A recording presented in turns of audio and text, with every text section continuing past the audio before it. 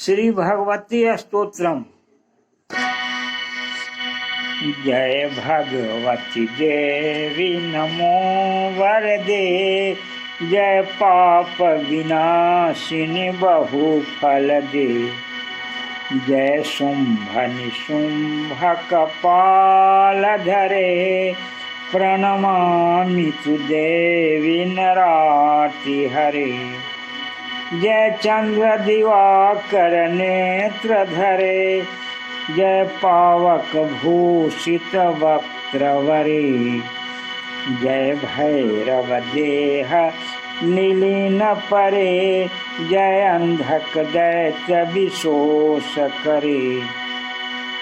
जय महिष विमर्दिनी शूल करे, जय लोक समस्तक पाप हरे। जय देवी पितामह विष्णुनते, जय भास्कर शक्र शिरोवनते। जय षण्मुख सायुध ईशनुते, जय सागर गामिनी शंभुनुते। जय दुख दरिद्र विनाश करे, जय पुत्र कलत्र विवृद्धि करे। जय देवी समस्त शरीर धरे, जय नाक विदर्शिनी दुख हरे।